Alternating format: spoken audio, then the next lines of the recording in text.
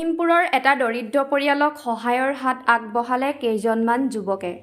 চৰকাৰী কোনো আঁচনিয়ে ঢুকি নোপোৱা লখিমপুৰৰ এটি দৰিদ্ৰ পৰিয়াল। লখিমপুৰৰ ১ নং কুহিমাৰী গাঁৱৰ নিবাসী বিষ্ণু দাস তথা তেখেতৰ পৰিয়ালটো কেনেদৰে চলিছে, কি কৰি জীয়াই আছে তাক লৈ আমাৰ জনপ্ৰতিনিধি কিমান দায়িত্বশীল এই ছবিয়ে প্ৰমাণ কৰিছে।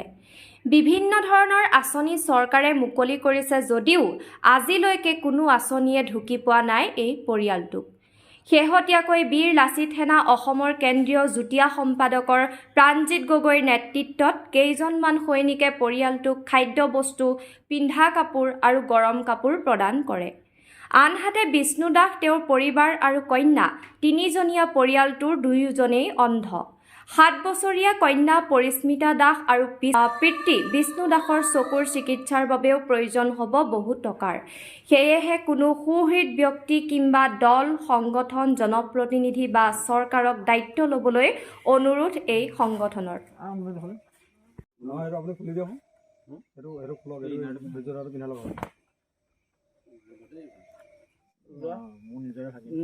এই মানে আমাক যথেষ্টখিনি সহায় কৰিলে আপোনালোকৰ ঘৰলৈ লৈ অহালৈকে দেই। পইচা ক'ত গ'লা? এইফালে আহা।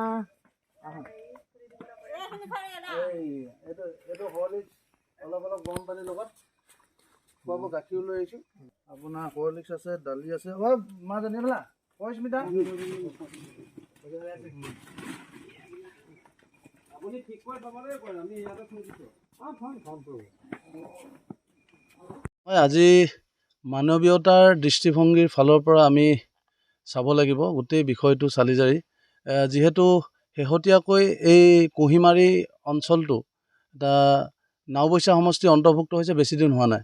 গতিকে জনপ্ৰতিনিধিৰ আউৰা আউৰিত এই দৰিদ্ৰ পৰিয়ালটো যাতে আঁচনিৰ পৰা বঞ্চিত নহয়, এই কথা কিন্তু চৰকাৰে মনোনিৱেশ কৰিব লাগে বুলি আমি ভাবোঁ। আৰু আজি এই দৰিদ্ৰ পৰিয়ালটি গৃহত উপস্থিত হৈ আমি বীৰ লাচিত সেনা অসমৰ তৰফৰ পৰা অসম চৰকাৰৰ মাননীয় মুখ্যমন্ত্ৰী ডাঙৰীয়াক আমি প্ৰকৃতাৰ্থত যে তেখেতে ভাবি থকা বা তেখেতে কল্পনা কৰা অসমখন যে হৈ উঠা নাই, এই কথাটো এই দৰিদ্ৰ মানুহঘৰৰ ছবিয়ে কিন্তু প্ৰমাণ কৰিছে।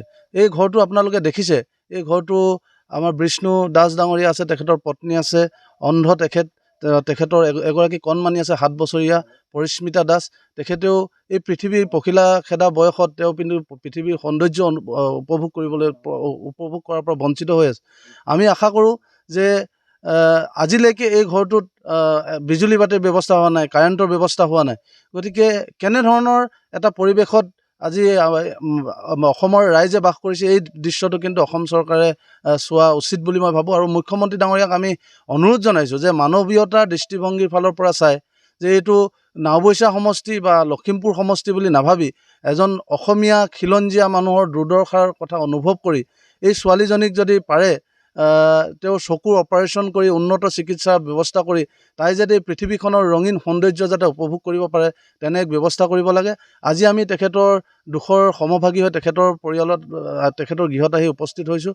আমি পাৰ্যমানে সহায় কৰিছোঁ। আমি ব্যক্তিগতভাৱে আমাৰ যদিও আশা আছে, আমি কৰিবলৈ সম্ভৱ নহয়।